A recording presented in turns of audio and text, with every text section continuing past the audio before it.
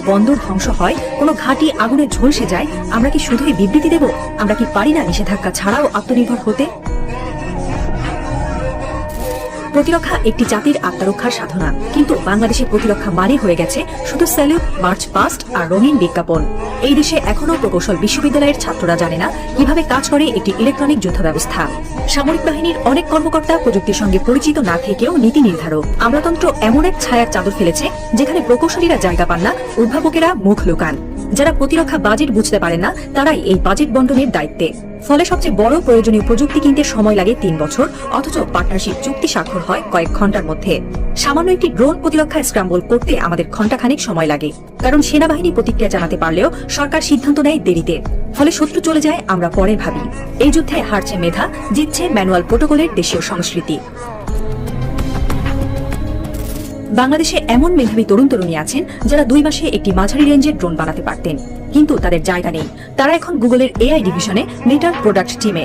বাংলাদেশের আকাশ নয়, তারা এখন ক্লাউডের নিরাপত্তা নিয়ে ব্যস্ত। এই মেধার প্রবাহ ঠেকাতে না পারলে আমরা শুধু মেধা হারাবো না, হারাবো ভবিষ্যৎ। কারণ এই তরুণরাই একদিন বাংলাদেশের প্রতিরক্ষা প্রযুক্তির পেছনে থাকতে পারতেন। তাদের উদ্ভাবন দিয়ে আমরা আকাশের নিরাপত্তা তৈরি করতে পারতাম। কারণ এই দেশে তাদের ডাকার মতো কেউ নেই। যারা রাষ্ট্র পরিচালনা করেন তারা এখনো সাইবার ওয়ার বলতে বুঝেন ফেসবুক পোস্ট। তাদের চোখে তরুণ মানে শুধু ভোটার, দক্ষ পাইলট নয়। উদ্ভাবক মানে শুধু একটি প্রজেক্ট, কৌশলগত শক্তি নয়। এই অন্ধতা আমাদের আকাশ কেড়ে নিচ্ছে প্রতিদিন একটু একটু করে। বাংলাদেশের সামনে এখনো সময় আছে। হয় আমরা ঘুম থেকে জেগে উঠি, প্রতিরক্ষা ও প্রযুক্তিকে নতুন করে নির্মাণ করি, নয়তো একদিন স্বাধীনতা থাকবে কাগজে, পতাকা থাকবে মাটিতে, কিন্তু আকাশ থাকবে অন্য কারো দখলে। আমরা কি ভবিষ্যৎ প্রজন্মকে শুধুই শহীদ মিনার দেখিয়ে বলবো এখানে যুদ্ধ হয়েছিল, এখন আমরা শুধু মনে করি?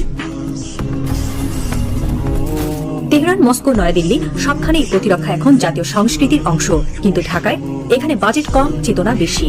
এখানে প্রতিরক্ষা মানে বার্ষিক কুচকাওয়াজ আর বিদেশে পাঠানো কয়েকজন ব্রিগেডিয়ার। অথচ পর্দার আড়ালে শত্রুরা পরিকল্পনা করছে কোন সীমান্ত দিয়ে আঘাত করলে বাংলাদেশকে কোন ঠাসা করা যাবে। তাদের রাডারে বাংলাদেশের দুর্বলতা স্পষ্ট।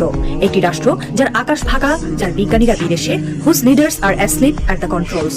এবং এখানেই শেষ হয় না গল্প, বরং এখানেই শুরু হয় এক অজানা অধ্যায়। কারণ কেউ কেউ হয়তো চুপচাপ লিখছে সেই গোপন নথি, বাংলাদেশ কিভাবে পাল্টে দিতে পারে খেলাটা। কুয়াশার আড়ালে এখনো কেউ কেউ হয়তো স্বপ্ন দেখে আকাশ আবার আমাদের হবে। কিন্তু প্রশ্নটা রয়ে যায়, আমাদের অনাগত রাজনৈতিক সরকার কি সেই প্রস্তুতি নিতে রাজি, নাকি আমরা শুধু কফি হাতে অপেক্ষা করছি পরবর্তী ধ্বংসের খবরের জন্য?